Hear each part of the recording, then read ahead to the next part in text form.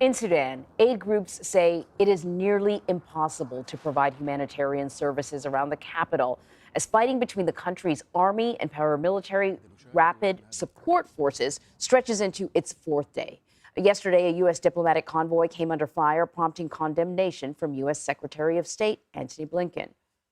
This action was reckless, it was irresponsible, and of course unsafe. In the calls that I had this morning with Generals Hamedi and Burhan, I made very clear that any attacks, threats, dangers posed to our diplomats were totally unacceptable. Well, BBC News Africa reporter Mercy Juma is joining me now to talk a little bit about things. Mercy, just to start things off, what is the current state of the situation on the ground with these two sort of battling groups and also with the people that are essentially being held hostage in their homes? A very good afternoon from Nairobi, where we are watching the events in Sudan, Anne-Marie. And as of now, what we know so far is that people, like you say, are still holed up in their houses. You know, our residents in Khartoum and other parts of Sudan are not able to go out to get supplies, are not able to go out to meet their loved ones, to hold any meetings or gatherings. Even as they prepare for Ramadan, which is just a few days away, there has been gunfire and a lot of military and, soldiers present on the streets this morning, and this is day 4 of the fighting. Initially, a few hours ago, there was a statement released by one of the generals, that is the general leading the RSF, the paramilitary, saying that they are open to a ceasefire, but that has been disputed by the armed forces of Sudan, saying they do not have any information of a ceasefire.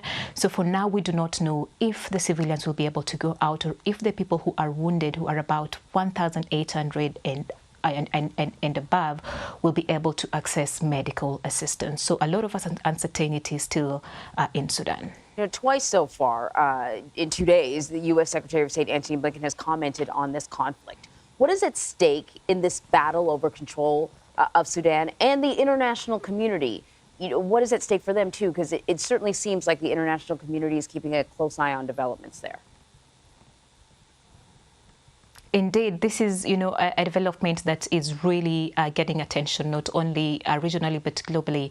And, if you just focus on the U.S. and the relationship between the U.S. and Sudan, when Omar al-Bashir was in power, the relationship between the two countries was really spicy. There was a lot of mistrust. And then in 2019, Omar al-Bashir was overthrown, and then their relationship began warming up. But in 2021, when the coup happened that led to the dissolution of the civilian military government, then the U.S. backtracked on some of the things and said that they are, first of all, pausing assistance to Sudan. And these current developments will probably harm further the relationship between the two countries, which had started warming up, and not just the U.S., even other countries. We're seeing a lot of interest from countries like Russia. We're seeing a lot of interest from, the UAE, and even regionally. So a lot of interest without Sudan. It certainly is. Mercy, thank you very much.